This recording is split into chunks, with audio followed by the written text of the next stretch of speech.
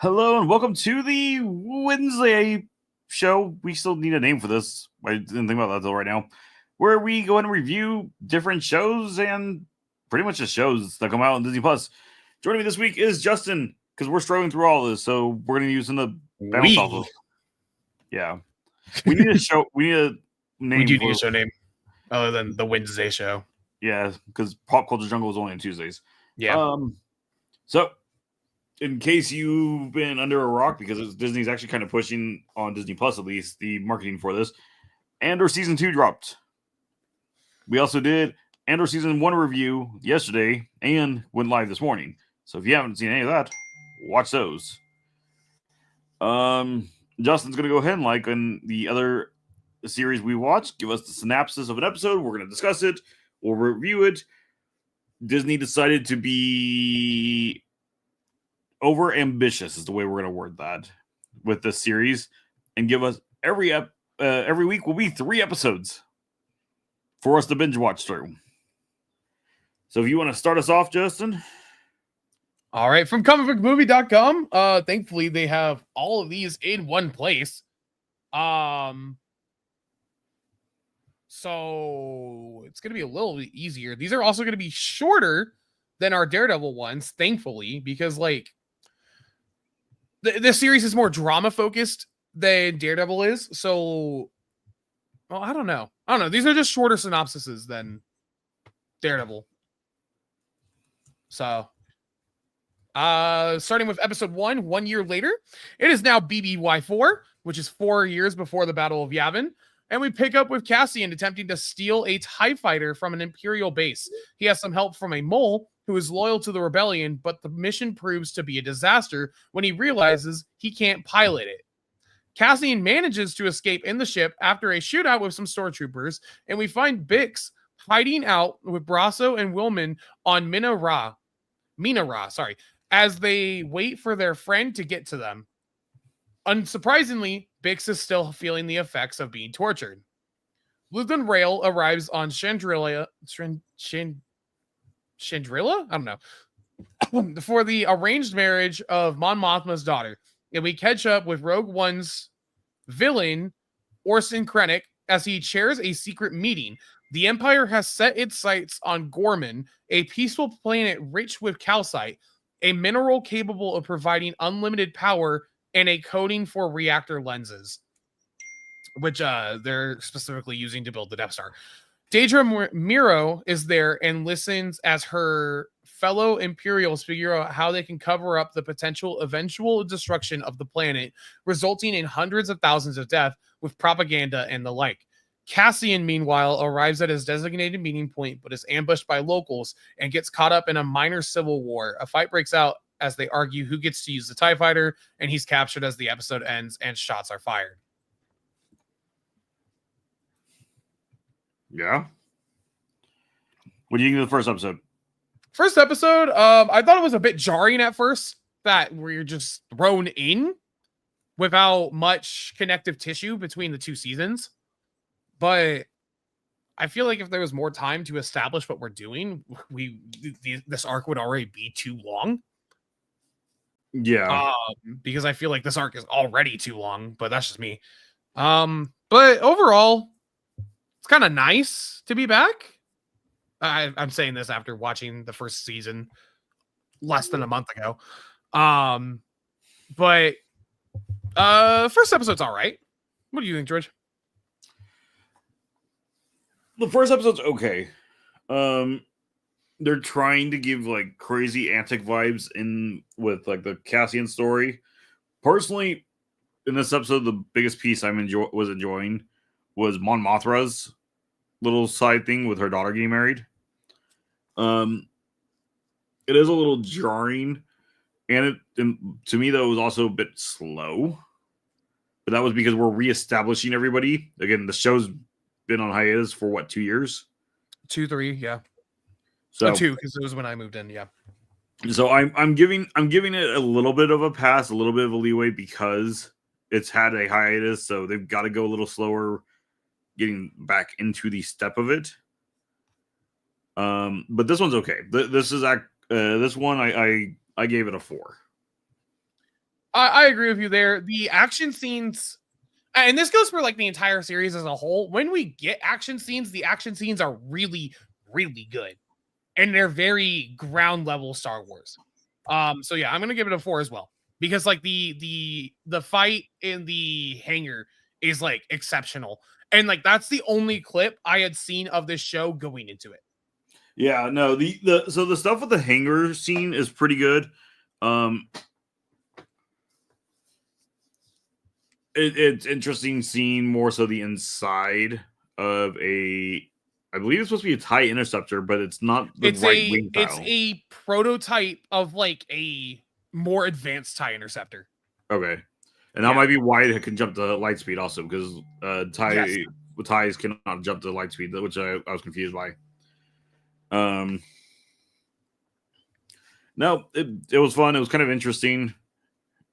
It was the quirky, what can we get through it? Space Odyssey situation, but it was fine. This was a good I feel like episode. that's like every arc is just Cassian gets roped into something that's bigger than him, and he has to find a way out of it. I feel like that's every single arc. Yeah. Besides that, I don't right. know much more to say about this episode. No. Moving on to season 2, Sorgona Tima. Cassian is now a prisoner and forced to watch as the hapless locals wage war against each other. The one group even attempts to drag the TIE fighter into a position where they can gun down their foes, leaving the rebel understandably exasperated. Dedra now answers to Krennic and has been tasked with overseeing the operation on Gorman. After failing to uncover the identity of Axis, Cyril has also received a promotion since we last saw him, and he and Dedra now appear to be a couple.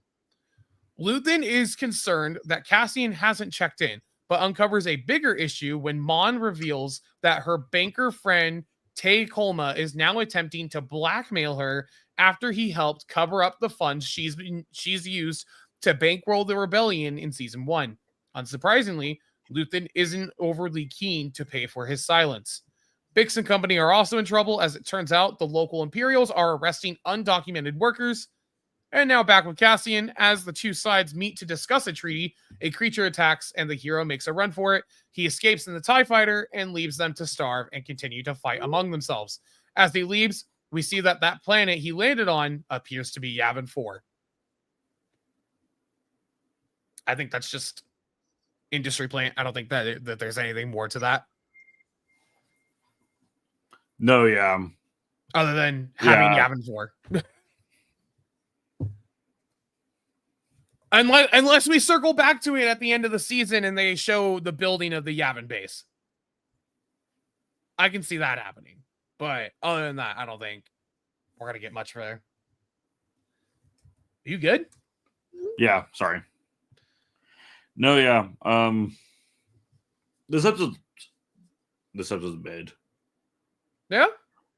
Yeah, I'm not really... I like the Cassian side, where like he's trying to like, I don't know, like talk back and mediate the problems at the same time.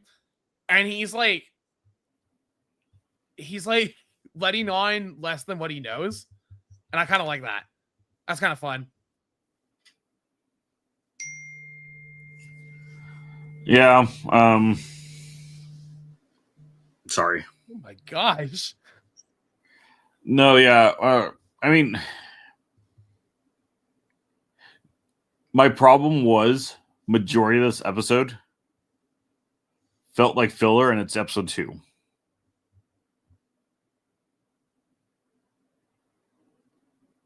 Yeah. Nothing happens.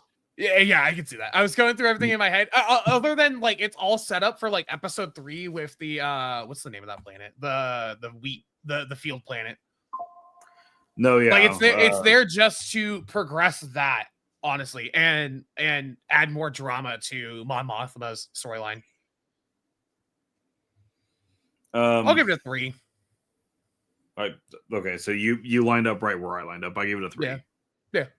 It's not bad. There hasn't been a bad episode, I don't think. With what we've discussed yet. Episode 3, Harvest. Cassian isn't happy that the TIE fighter he stole wasn't the one he was trained to fly and makes that clear to Kayla Markia. Luthen at least is relieved to hear he's okay. Things go from bad to worse for Bix, Brasso, and Willman when the Imperials arrive and one attempts to coerce Bix into, I don't know how much am I allowed to say on YouTube, into activities in exchange for keeping her legal status a secret. When she refuses, he attempts to force himself upon her and takes a hammer to the head for his trouble. The situation continues to escalate, and realizing his friends are in trouble, Cassian takes the TIE fighter to Mina Ra and lays waste to the imps. Unfortunately, the villains kill Brasso when he attempts to escape, making another huge loss for the rebel. Fortunately, Cassian is able to take Bix and Willman to safety. Back on Chandrelia, Luthen decides that Tay needs to die, and Mon has no choice but to agree. After all, if he's willing to blackmail her, it's too risky for him to be left alive and do the same again. Velsaroth is shocked to see that Cinta Kaz is undercover as Tay's driver, and well, you can probably imagine what becomes of him. Mon, distraught about what's happened and the fact that her daughter rejected the chance to avoid this marriage, dances at the party as the episode concludes. And like, honestly, the ending with like the party music playing over like all of our characters like grieving and such, I really like the way that's directed. No, yeah. So I'm all over the place on this episode.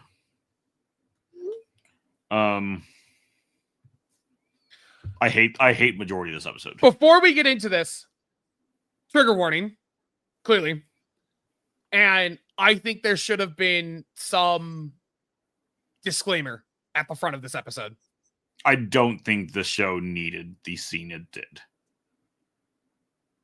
I kind of agree.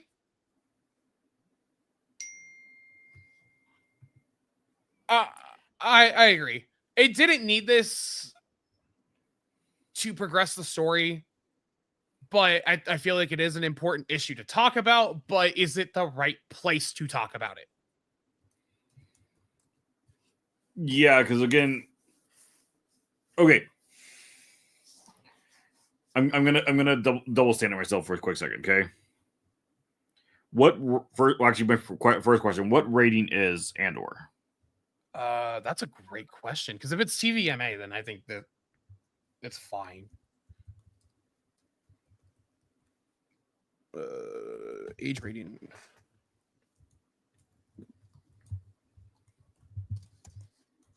It's TV 14. Yeah, so straightforward. If this was in something like Daredevil, that'd be one thing. Mm-hmm. That is a mature show. Yeah. If this was on Hulu, on one of the more mature channels, that's one thing. This is Star Wars, which has always been a family property. And yes, it's always PG. Like the movies and such usually like PG-13 and such because there is because a lot of violence. Estimate. Because of What? violence. Because of violence. Yeah. This whole scene. I am a Star Wars fan. I will say I'm a Star Wars fan. I will stand on the hill that I'm a Star Wars fan. I almost turned it off because of the scene. Because I was just like, this shouldn't be in the show. And it's really out of nowhere. And it's not that we're saying that this shouldn't be talked about, because this is a real issue that happens in real life, and this is something that needs to be talked about. We're just saying that Star Wars isn't really a good place to put it in for Star Wars' target demographic.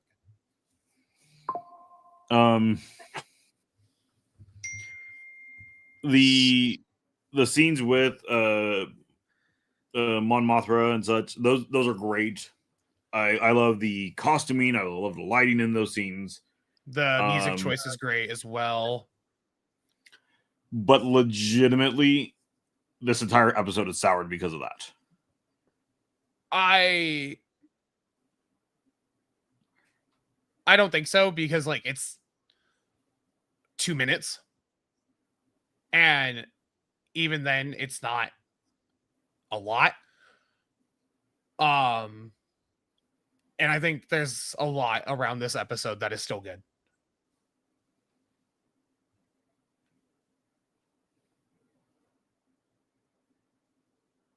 I mean, I don't know. And he gets what's coming to him too. Yes, but I don't know. It still was very off-putting. It really got to me. In It what way? really bugged me. Like I felt sick and disgusted staring at this screen. Okay, so like it's not that you were frustrated. It was that No, this shouldn't have been in the show. Like okay. Normally, especially if you're going to have a scene like this, again, there is either a trigger warning or there is a warning ahead of time that this is coming up. I will watch true crime documentaries about a lot more heinous than what is shown in this episode. I have seen footage of a lot more heinous than what is in this episode. But coming into it unprepared for it, and it just being okay. I was trying to understand where you were coming from, because we talked a little bit about this at the top of the show. At the top, before the show, and like I didn't understand where you were coming from, I think. And as I said, there should have been a disclaimer for it at the start of the episode. Yeah, again, Justin and I talk usually in a pre-show before we go live, kind of getting on the same page of things, and frankly enough, the way you were pushing back against it was making me irritated. Yeah. Because before all that, I was already in a debate with myself of talking about the article connected to this. Mm-hmm. Because to me, that is kind of important. And I will say straightforward, another YouTuber, her channel is named Tabitha. She has said before she is a Star Wars fan. And she was appalled by this episode and said that she's done with the show. Like this, I can see why.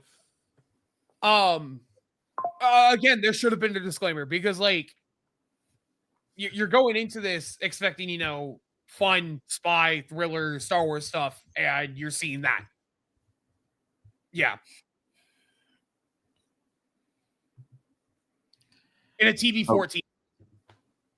I think that's the most important part of all of the like our argument here, is that this is a TV 14 show. Okay, I'm not going to read this word for word because we have to be careful. I am going to bring it up because it is important. We are going to reference it as the R word. That is a safe way for YouTube, but it gets you through, and we're not necessarily going to step into all of it. The most important part is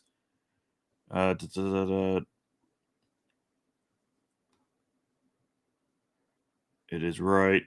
When asked about the big scene, Andor creator Tony Gilroy explained to The Hollywood Reporter that when telling a story about war shying away from SA didn't feel truthful. Quote, I get one shot to tell everything I know or can discover or that I've learned about revolution, about battles, with as many incidences and as many colors as I can get in there without having the story tip over, says Gilroy.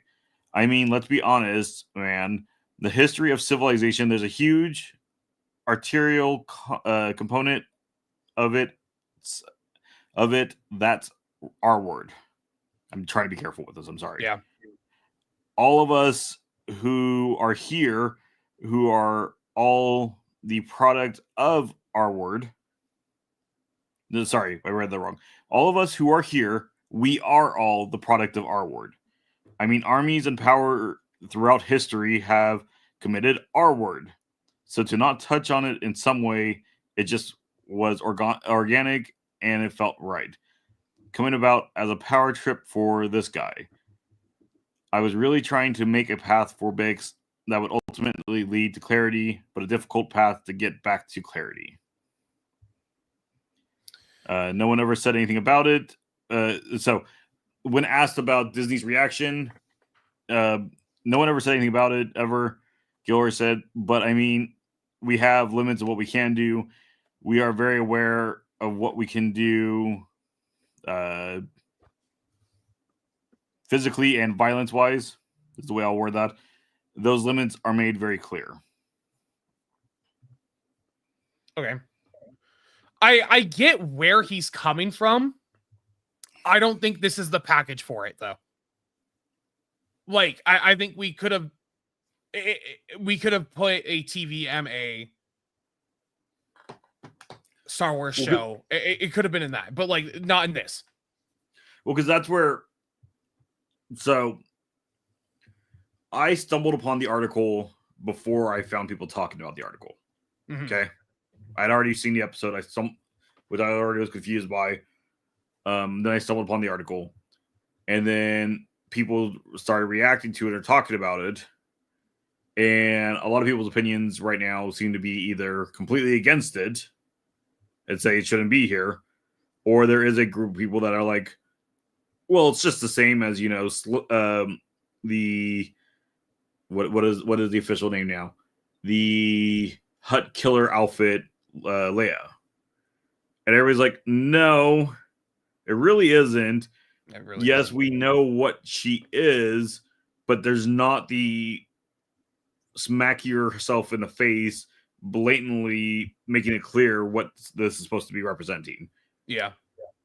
And I think that's what's the most off-putting to it. Because again, frankly enough, the Hunter Killer outfit for Leia, Hut Slayer, sorry. That's what it's called. Yeah.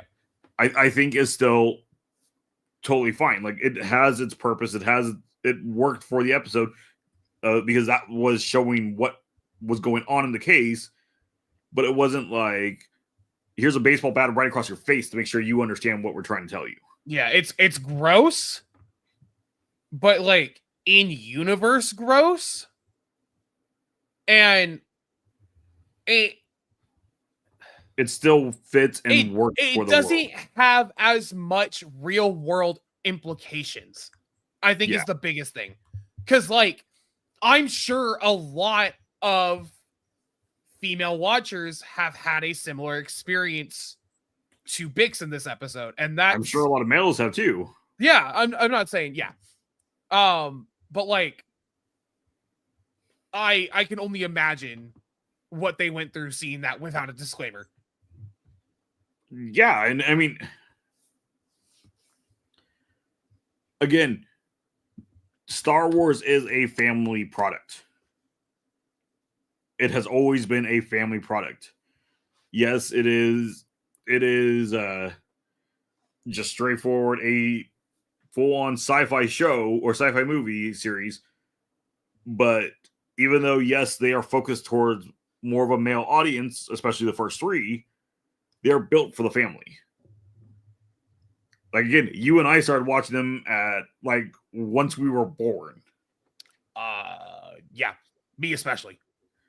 So it was one of those things that these things were easy. If I had a kid, or if I was watching my nieces and nephews, I would have no problem turning on any Star Wars movie. But with this, now I have to question anything new of Star Wars. Because apparently it wasn't important enough for them to disclaim ahead of time how far over the edge they were going to step. What else is coming forward? Yeah. This episode made me sick. This episode made me gross. I hate this episode. I gave it a 2 because of the Mon Mothma scenes. Because those scenes brought it back up to me. Okay, so if it wasn't, I just for clarity's sake, if that scene wasn't in the episode, what would you give it? Okay, rewrite time. If instead of it happening and that being what caused it, be it that Bix feels trapped and cornered, not because necessarily that, but because they are illegally there. Yeah. And that starts the fight scene. And that's what leads us into the whole path of the rest of the episode. I'd probably give this a 4. Okay. straightforward, I'd probably give this a 4. I'm just trying to feel where you're at to know how to deduct for mine. Because, well, again, you can give it whatever you want to give it. Yeah. Okay. Like, again, if you really feel that, you know what, this was totally fine in this episode and there's nothing to take away from it, then that's fine. That's your opinion. Again, my stance has always been whenever we've done any of these channel stuff, everybody's opinion is validated. But I have to look at it as straightforward. It's not the right place or time to talk about it. This is not the right show to talk about it. That you have now tarnished the reputation of a family group, family series franchise. But there we go. That works. Because now any parent who went into this episode not knowing and maybe were watching it with their kids, now we're going to have a very awkward conversation. Yeah. And now we're going to have to question anything that comes out in the Star Wars brand. And being that Disney has made it clear that they're okay with this, now I have to question anything the Walt Disney Company comes out with. Because this is saying that this is Bob Iger, because again, he watches everything 3 times according to every interview he always talks about. That means Bob Iger says this content is okay for any of their stuff. For TV 14 Star Wars, yeah. So I've got to dock it, and I'm docking it to a 2. I'm giving it a boost because I think another piece why I'm docking it, I've focused here. I need to step away from this. Cassian bugs me this episode. His writing is sloppy this episode. Yeah. I feel like we said that a lot about season 1 as well, is that like his writing is like not great, but his acting is phenomenal. Well, so, okay. He steals in the first episode of the ship and successfully pilots it to the drop point. Mm-hmm. He gets back the ship and takes off at the end of episode 2 to then call in, being that he cannot understand how to fly the ship and has been stuck upside down for 2 days, to then find out that Bix is in trouble and be able to perfectly maneuver the ship into light speed to the planet and fight with it. Yep. I will give you plot convenience to a stretch, but you cannot go from, I cannot do this, and less than a minute later be a ace pilot with it. Yeah. And so that's another part that I've got to dock from. And I'm being generous with the 2 because I think the scene with him using the TIE interceptor to do the fight, I think that's kind of cool. It's kind of clever how they're doing these shots. And again, the biggest thing to me is straightforward Mon Mothma story. Mm-hmm. Like, if we cut Cassian out at this point, I'd be okay with it because, frankly enough, that's been more entertaining to me to watch and learn. And she's not doing anything besides attending a wedding. I think I'll give it a 3 because, like, I love the sets in this show. And, like, the whole, like, fight scene at the end of the episode is, like, really pretty with, like, the fields and such, you know? And the way they use like the TIE ship over the fields and such is really pretty. And then like the whole like, oh my God, the world building again, the whole marriage, and like you're learning so much about this culture that feels like throwaway in main continuity original trilogy. Or yeah, it didn't even exist back then. No, and they're like fully fleshing it out here and fully fleshing out this throwaway character from the original. I'm sorry to interrupt you. Mm-hmm. I think I know why they're trying to flesh it out, because everybody was questioning when it came to the sequel trilogy why Mon Mothma was important at all. So this is, well, she obviously was important from the beginning. She just didn't exist for 3 movies. She was in episode 4. Is she in episode 4? Yeah. Is she? Yeah. I'd have to go back and watch. It's been a long time since I watched.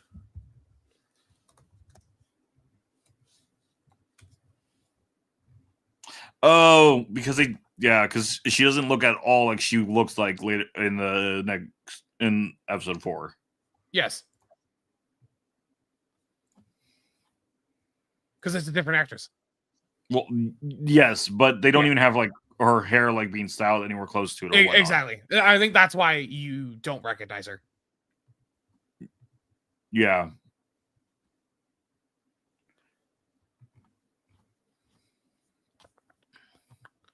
Sorry, I didn't piece that together because, frankly enough, I couldn't remember the character's name because I don't think is it mentioned really in 4? Yes. Okay. That's where I recognized her from. She's also in Clone Wars. Because she's a senator. I'm on our Wikipedia page right now, sorry.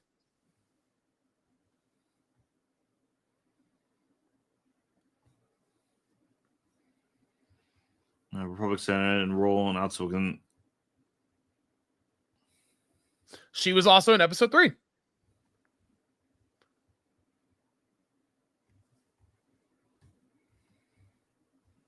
Huh. Well, there you go. Yeah.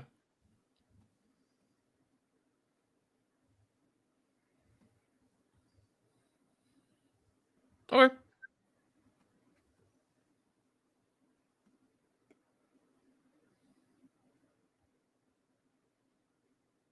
Yeah, because she's the commander in chief of the Rebel Alliance. By A New Hope.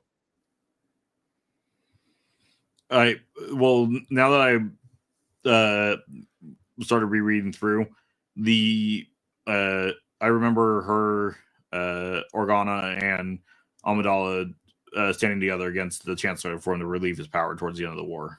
Yes. Now I remember that. So I guess she has been around. Mm-hmm. I'd argue that, like, grand scheme of things, she's more important than like Cassian and Luthen and such in the series. Yeah, which is sad since the series is supposed to be focused on Cassian. Yeah. All right, so where does that put us for the series after 3 episodes? 6.3. Ouch. Yeah. We'll see. I hope Disney puts in a disclaimer. I feel like my score is also higher than that because I wasn't surprised by it because I knew about the article before I watched the episode. Oh, see, and I watched them all last night. Okay, I watched 1 last night and then 2 and 3 this morning. Yeah, I watched them all as last I night. As I was getting to the scene, I saw the article.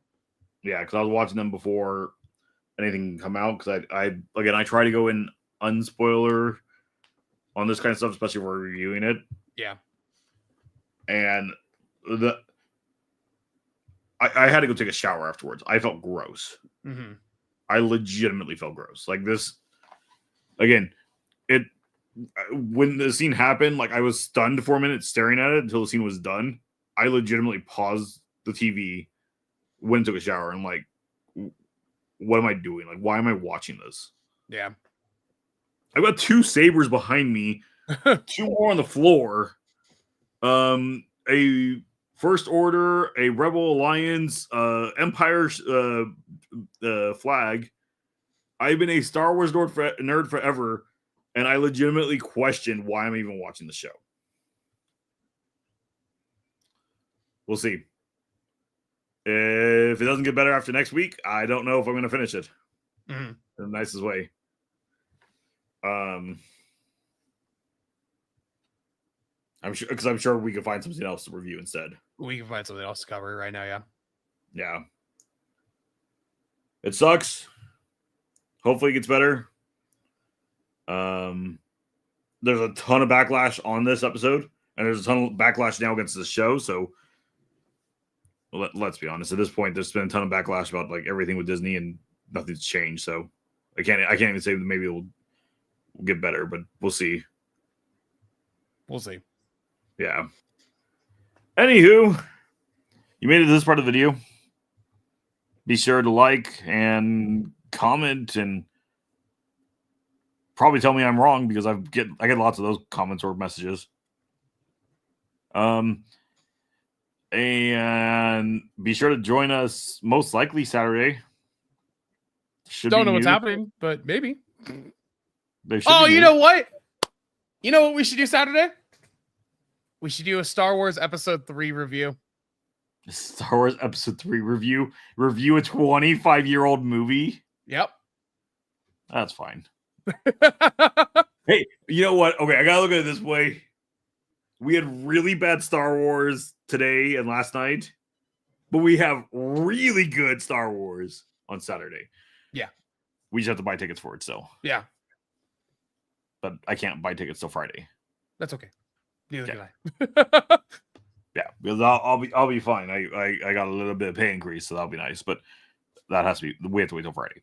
But yeah, if you like this video, check out another video because that helps the algorithm. Until later, until next time. See you later. Bye.